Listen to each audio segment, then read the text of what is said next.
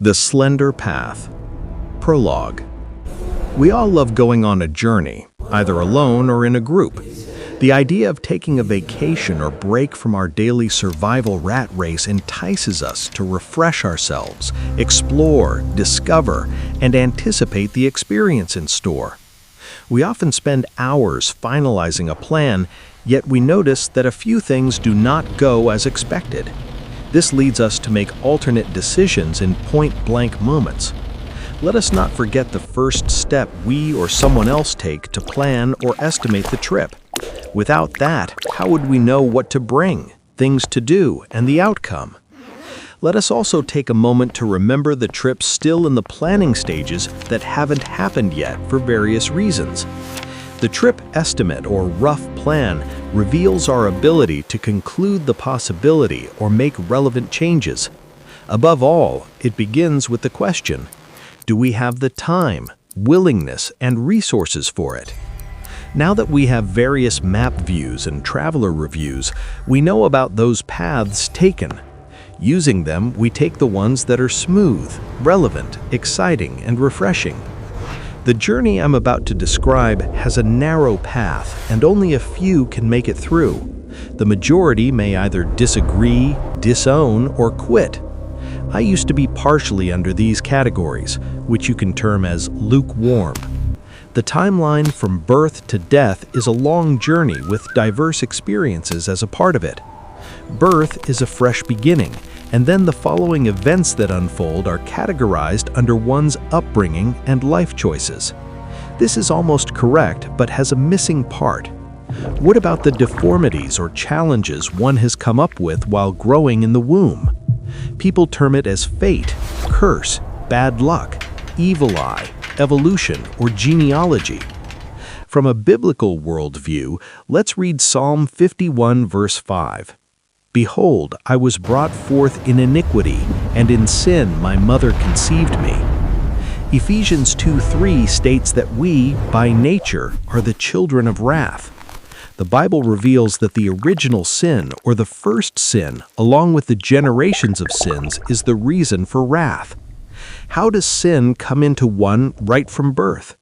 The only route for it is to be passed on from one generation to another.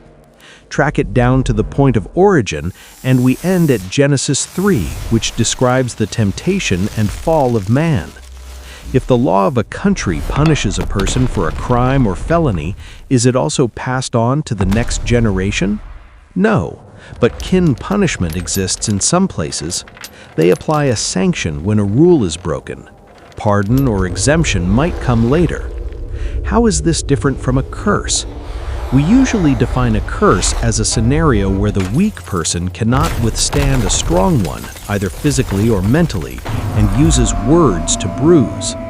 In doing so, they expect a disaster or a calamity. I would also like to remind you about those people who are swift to make a vow or an oath and promise a curse on themselves or their descendants if they trespass it. Biblically, if we examine Exodus 20, verse 5, God sets the law and warns that if they break it, the father's iniquity will be upon the third and fourth generations of those who hate him. In Matthew 27:25, the people demanded a crucifixion for Jesus and said, "His blood be on us and on our children." A curse is the effect of what one has sown. It is a part of the punishment passed on to the next generation, and something felt across. Is there a point in your life where you disobeyed your parents, lied, stole, cursed, cheated, caused harm, or coveted something? What about those deformities, challenges, special needs, plagues, pestilences, pain, and loss that show up at a later point in life? Agree or disagree, they all have an origin and reason instead of taking effect at random. Isn't the world filled with jealousy, selfish ambition, ignorance, cruelty, anger, sexual immorality, impurity, sensuality, idolatry, sorcery, hostility, strife, rivalries, dissensions, divisions, envy, drunkenness, mockery, demonic rituals, and more?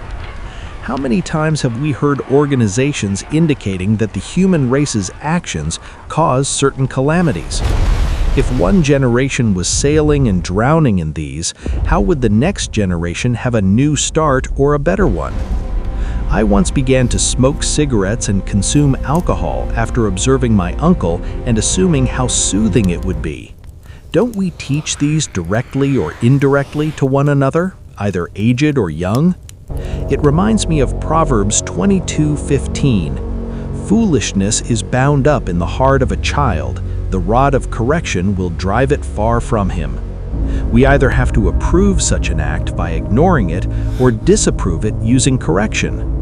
What about a person like me who lost his father at 17, or a person who had no one to correct them as a parent or a guardian? It could only be through a bypasser, well-wisher, teacher, or their integrity of heart. The paths chosen during one's youth either lead to a secure life or a midlife crisis. For the ones who don't believe, it is just another day without a reason or cause. Abiding by the rule of the land and not being subjected to punishment is sufficient for those who believe. Note that sin gargles us, according to Romans 3:23. For all have sinned and come short of the glory of God. Is there a way out? Like how we ask in certain situations of life for a restart? Is there one? If there was one, a person could start over, be upright, and escape punishment. It also will set an ultimate example for the next generation and act as a blessing. If there's no solution to this, where in the world is freedom or free will? If I am right and keep doing good from the time the integrity of my heart opposes me, why can't that be counted as righteousness? 1 Timothy 2:4 states that God desires that we all should be saved and come to the knowledge of the truth. Who is this God? If God is the one who gave a curse to humanity, according to Genesis 3, what is the reason behind his desire that mankind should be saved? What is the evidence for his existence? Why only this God of the Bible? Why should I believe just because one is preaching or proclaiming about him? If I call myself a Christian by birth, do I know about him? Or am I just following because my ancestors have faith? Lastly, which way should one sail through to be free from the nature and working of sin? Read through, as I will answer and explain them in the forthcoming chapters.